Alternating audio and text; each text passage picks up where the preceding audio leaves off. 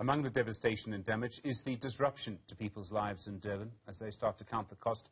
There's also going to be the cost to the economy of KwaZulu-Natal and to the country. The port is closed, trucks can't move, businesses can't move. There's huge damage to infrastructure. Factories, offices, containers have gone floating down a river.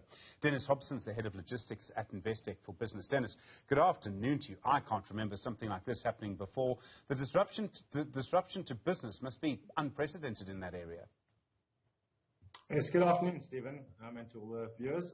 So, I mean, at the moment, it's also very uncertain in terms of what the final impact will be. But right now, we do know that the port is operating, though not at full capacity. Containers can't be uplifted or taken into the port right now. And yeah, I think everyone's just kind of waiting right now to see what the real impact's going to be. We can assume what real impacts will be down the line, but the moment is very disruptive, and especially with this long weekend ahead of us. So, yes, we're in for some interesting times again.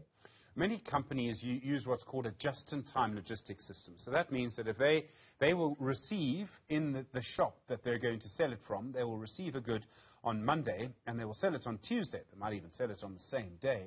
So when we have a just-in-time logistics system, and we have an event like this, I mean, the scope for disruption could be absolutely massive. Could we start to see shortages of some goods, you know, in the Gauteng next week? Could it be like that?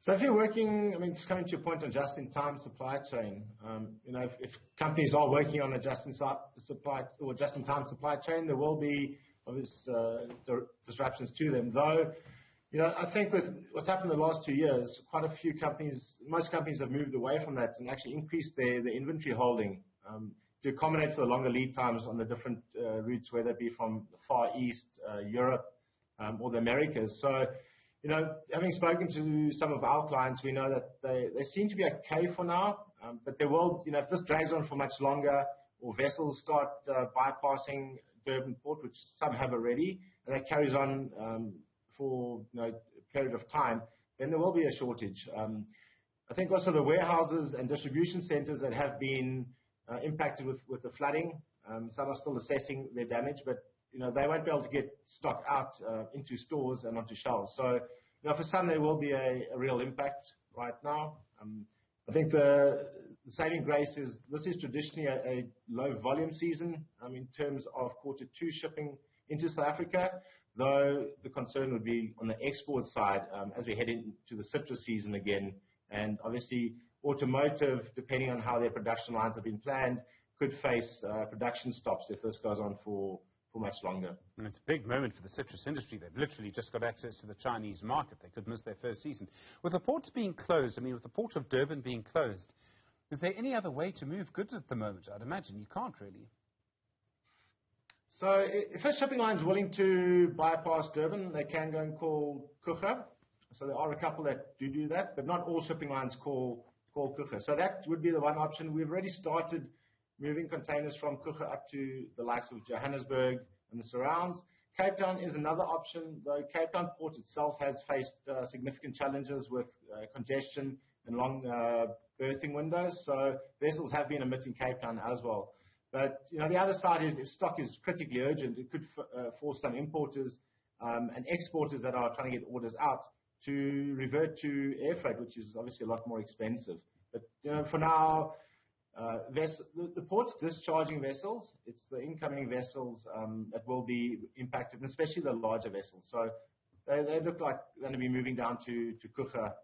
So there's some light in the whole situation. The next question, of course, is recovering from all of this, and it's going to take a while. It's going to take a while for the trucks to sort themselves out, for someone to fish all the containers out of the river. I don't even know how you do that. But what I'm trying to talk about here is that it's going to take probably a month before we get the infrastructure in Durban back to what it used to be, and even then that may be optimistic. I think your guess is as good as mine right now. I mean, the big one right now is trying to fix Bayhead Road, and how long that will take, we don't quite know. We expect to start receiving some indication around how long that will take to repair and when repairs will start, but that's a key road, obviously, for entry and exit for the containerized cargo for Durban Port. The other big challenge would be the rail network, so the Durban-Johannesburg rail network. That's currently suspended. So, yeah, again, that's going to put pressure down onto Kucha with exports being diverted to Kucha. So, yeah, hopefully, everyone can pull together and decisions are made quickly and we can start seeing recovery in the infrastructure. The other issue is clearly doing business in Durban is getting more and more expensive. So we've had the flooding now, we had the violence there last year. We may see more flooding in Durban in the near future, more storms. Could some companies, some logistics companies, just to decide to start looking elsewhere? Richards Bay, not Cape Town, but could Kucha suddenly become a bit more popular? Yes, interesting. I mean, Kucha could potentially become a hub because of its the access down to Cape Town as well as your inlands. And the big one is if we could get the rail working efficiently, that could alleviate a lot of congestion, bring some efficiencies in. But Durban port is still a big gateway, still our largest port, so nothing will happen overnight. But it's certainly going to make companies rethink their strategies and where they do set up, whether they have a decentralized type of model to cover different scenarios, or the other side is importers and exporters, which ports they use from a shipping point of view. So we've already been recommending that cargo coming out of Europe starts discharging in Kucha because it just takes out some of the risk of Durban. But coming from the Far East into Kucha, there are far less options from a shipping point of view. And maybe the shipping lines start to rethink as well, how they utilize their vessels and maybe amend some of their routings. But if there is demand into Kucha, I'm certain the shipping lines will implement sailings into Kucha more frequently as well. Denys Hobson, thank you.